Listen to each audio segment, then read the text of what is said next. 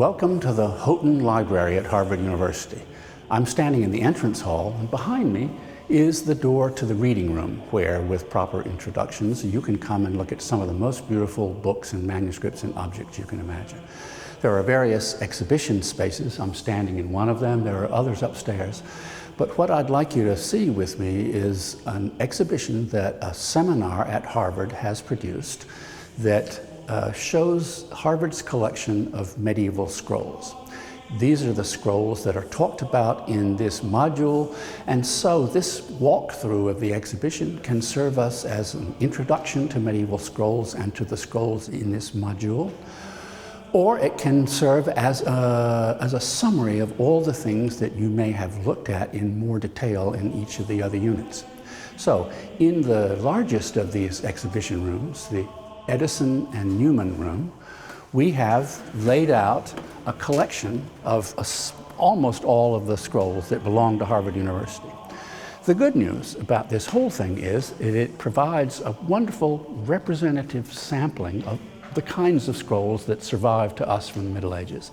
You'll see some interesting things about scrolls in general in this exhibition.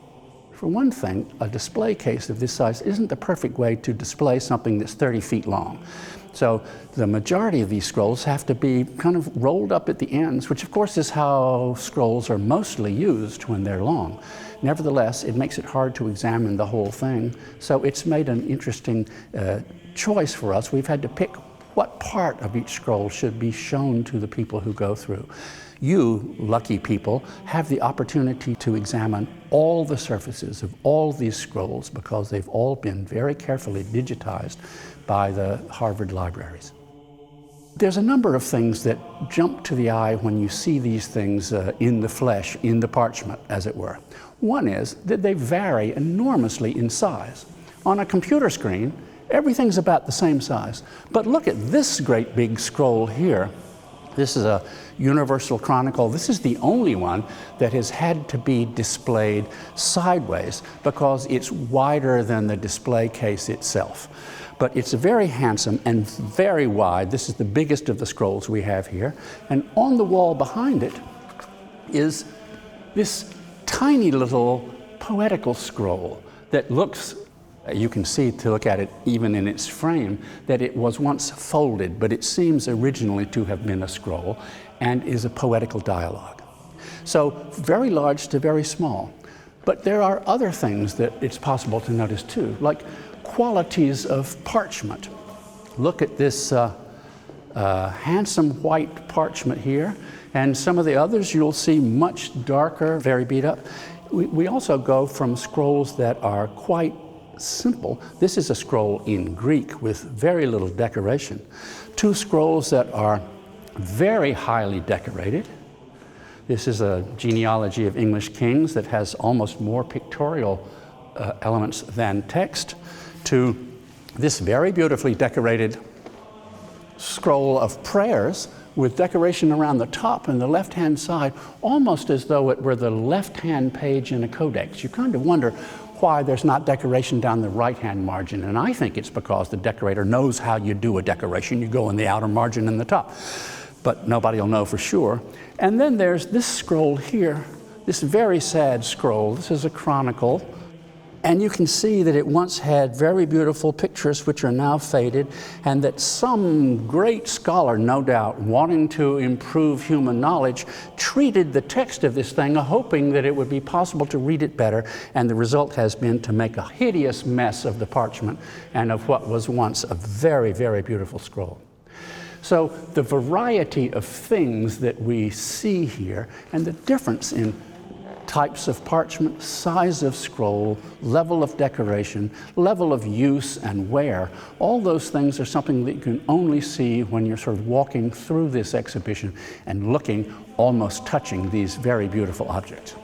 In this module, we talk about 4 kinds of scroll. Not really kinds of scroll, but 4 reasons for making a scroll in the Middle Ages, when the standard way of conveying a text was in a book, in a codex. So I think we have, in a way, examples of almost all of those kinds of scroll in this exhibition, and looking at them in those categories will allow us either to introduce or to summarize the other more detailed units that we've had. One reason for making a scroll is when you don't know how long the scroll is going to be until you're finished. One that's a little bit like that is this scroll over here. This scroll is a legal scroll, and in a way it might be thought of as the kind that could be extended as more information is needed. In fact, it's a copy of a treatise by a man named Glanville about how to run a court, how to produce writs, various kinds of things. And it is in the style of scroll that in England was called a chancery roll. That is one that's made like all these other rolls by making it longer by adding an additional piece of parchment to the bottom of it. The distinction was made in England because other kinds of scrolls, and this group of scrolls here is sort of the other way of making rolls. These are manor court rolls. They are rolls that record the legal actions in the courts of English manors, because the lord of the manor was officially a judge, and his judgment was recorded in rolls. This kind of roll, called Exchequer Rolls, is made by stacking the parchment up on top of each other and binding it together across the top, rather like a kind of a flip chart in a classroom. And then rolling them up. So big ones of these are sometimes called pipe rolls because they look sort of like a pipe. So it's a very different kind of roll from any of the other rolls we'll see here, this particular kind of scroll. So it could get longer as you like, but you do it by stacking the pages up rather than adding them to the bottom. And so it's not really a roll, it's really a codex, except for the fact that they were stored rolled up. So one kind of scroll is the kind whose length is not known. Another reason for making a scroll is when you want it to be portable, when you want to carry it around from one place to another. And this little scroll on the wall here is an example of that kind of thing. This is the smallest scroll at Harvard. It may not be the smallest medieval scroll there is, because there were lots of other times when you wanted something very small. You might want a Life of St. Margaret to wear around your neck. You might want to have a little scroll of prayers that you carried with you as a kind of an amulet. This one is actually a poetic dialogue. It's a fairly important text. It's a dialogue between Ganymede and Helen about whether the love of men or the love of women is better. And you can see along the sides the different characters as they speak. It's a scroll that once was folded, but probably was intended to be rolled and held in the hand while reciting. We know that actors very often had a roll. Actors still play roles, and the reason what actors do is called a roll is because they held their part on a roll in their hand.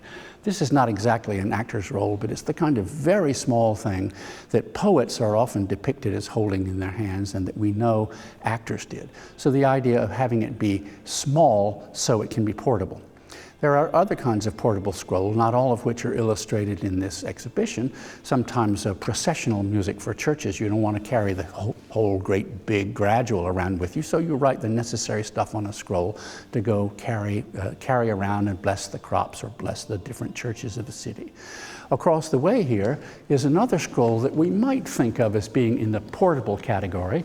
It's a series of prayers that are designed to provide you time off from purgatory. This is a very beautiful scroll, and you can imagine that if it were rolled up, it would be a little bit smaller than this. So it might be a nice thing to carry around. It might once also have been hung on the wall or down low for you to kneel down and pray. But if you say all these prayers, you see that they almost all begin with O. If you say all these prayers, you get X number of hundreds of years off in purgatory. You can see this scroll and hear it discussed in one of the other units. But it seems clear that it's small so that it can be carried around because it's an object of personal devotion.